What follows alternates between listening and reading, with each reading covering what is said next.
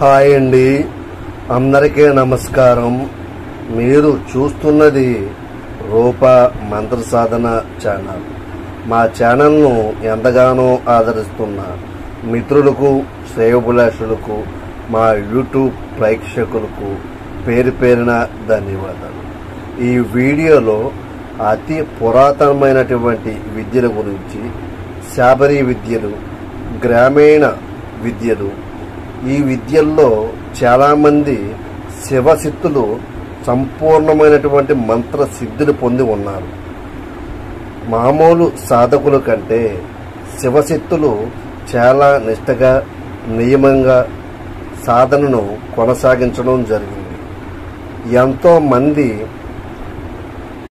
నేటి కాలంలో శివశక్తులు చాలామంది అమ్మవారు ఎల్లమ్మ తల్లి, నల్లపోచమ్మ తల్లి వేడుకలు, పండుగలు, జాతరలు, బోనాలు అని తమ జీవితాన్ని అమ్మవారికి అంకితం చేస్తున్నారు. అలాంటి వ్యక్తులకి, శివశక్తులకి చాలామందికి దీక్షనివ్వడం జరిగింది.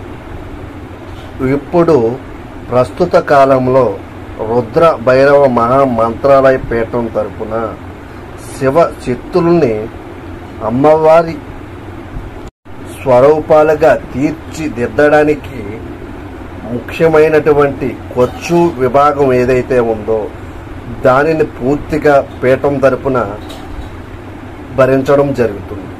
వాళ్ళకి అయ్యేటటువంటి ఖర్చు ఏదైతే ఉందో అది పీఠం తరపున జరిపిస్తూ చాలామంది శివశక్తులకు విద్య అనేది ఉచితంగా నేర్పించడం జరుగుతుంది.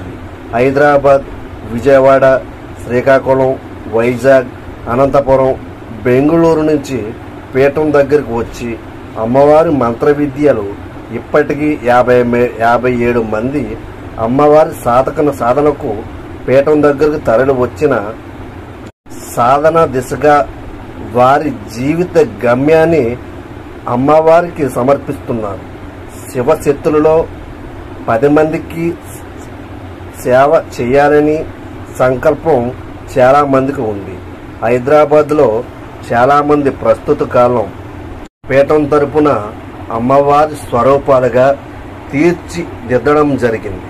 సగటు వ్యక్తులు సాధన కంటే శివశక్తులు సాధన బలంగా చేస్తున్నారు. ఇలాంటి వారికి పీఠం తరపున విద్యను, అమ్మవారి విద్యను సక్రమంగా అందించి వాళ్ళు ముందుకు సాగడానికి ఏర్పాట్లు చేయడం జరిగింది. శివశక్తులకు అయ్యే ఖర్చు మొత్తం భరిస్తూ హిందూ ధర్మం వైపున మన గ్రామ దేవతలను విద్యను ముందుకు తీసుకువెళతారని విన్నవించుకుంటూ ఈ విద్యకు పూర్తి శివశక్తులు అయి ఉండిన వారు మాత్రమే సంప్రదించవలసిందిగా పీఠం తరపున కోరడం జరుగుతుంది.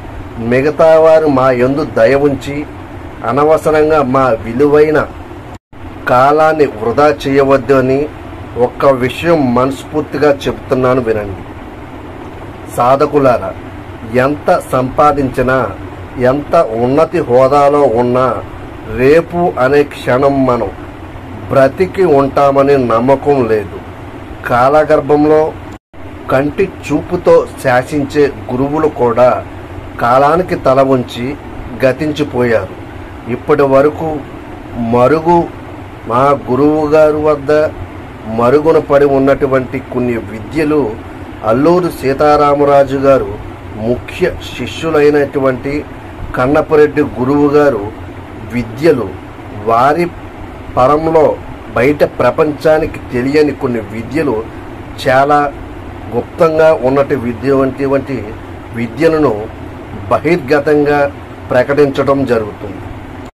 ముఖ్యంగా శివశక్తులు ఎవరైతే ఉన్నారో ఆధ్యాత్మిక ప్రయాణం కొనసాగిస్తున్న వారు రుద్రభైరవ మహామంత్రాలయ పీఠం తరపున పాల్గొని వారి సాధనను అమ్మవారు వైపు దిశగా ప్రయాణిస్తూ 10 మందికి మంచి చేస్తారని ఆశించడం జరుగుతుంది.